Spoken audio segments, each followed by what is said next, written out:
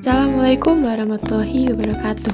Halo semuanya, perkenalkan nama saya Najwa Liafsa dari program studi Psikologi Islam Universitas Islam Negeri Salatiga semester 4 nih teman-teman.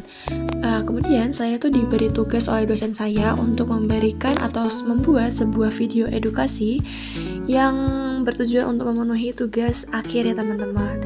Oke, kalau begitu kita mulai aja nih. Kita hari ini mau ngobrol santai tapi berbobot soal hal yang sering banget kita alami nih teman-teman.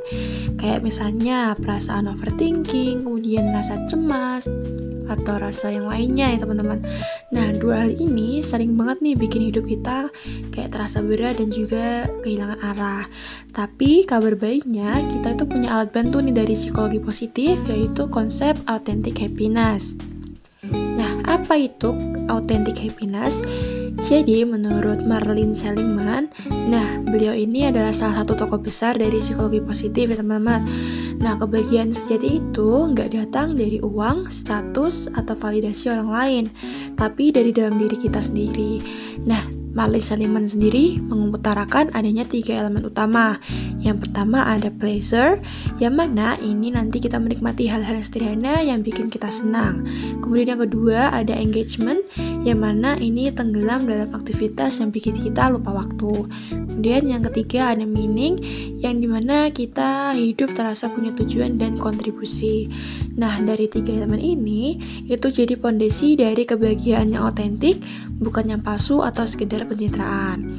Nah, untuk memperjelas, Seligman juga nih menyusun model PERMA, yang mana itu terdiri dari positive emotion, engagement, relationship, meaning, dan accomplishment.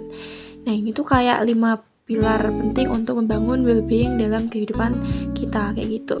Kemudian, kenapa sih ini penting banget? Nah, studi ini menunjukkan bahwa orang yang punya makna hidup dan terlibat dalam aktivitas sesuai dengan nilai pribadinya, seperti lebih tahan terhadap stres, kemudian lebih sehat secara mental dan fisik, punya hubungan sosial yang lebih sehat, dan merasa lebih puas dalam jangka panjang.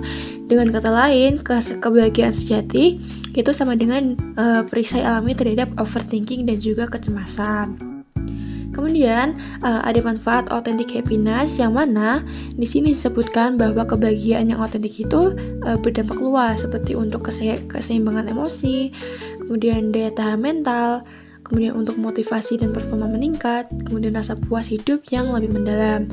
Kalau kita udah ngerasa hidup bermakna, biasanya kita itu lebih jarang panik dan juga cemas yang berlebihan, karena kita sendiri udah ngerti nih kenapa sih kita melakukan sesuatu hal seperti ini, seperti itu. Kemudian untuk contoh penerapan dalam kehidupan sehari-hari tanpa kita sadar itu sebenarnya kita sudah menerapkan authentic happiness sendiri, seperti itu. Seperti kita melakukan melukis dan sampai lupa waktu, itu nanti masuknya ke engagement. Kemudian ketika guru nih merasa berarti saat muridnya itu sukses, seperti itu nanti masuknya ke meaning. Kemudian ketika kita mengikuti kegiatan-kegiatan sosial, itu juga masuknya ke meaning.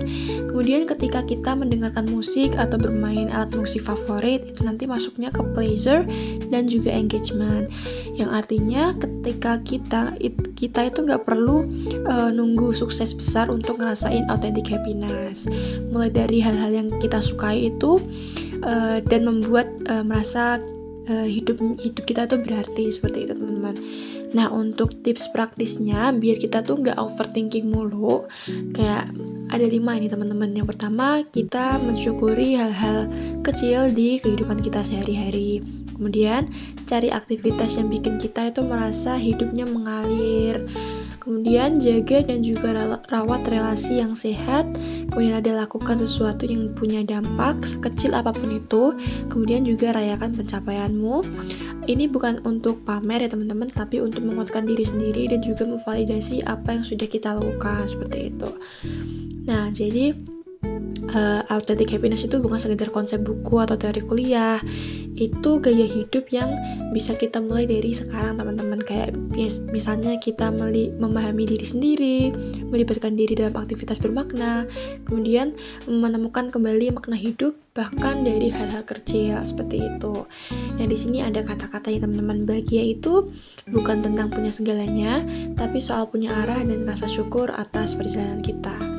Nah, terima Makasih banyak teman-teman sudah mau mendengarkan materi Authentic Happiness. Semoga bermanfaat dan juga bisa kita terapkan di kehidupan sehari-hari seperti itu. Terima kasih. Jika ada kesalahan dalam menjelaskan materi, mohon dimaafkan. Wassalamualaikum warahmatullahi wabarakatuh. Dadah.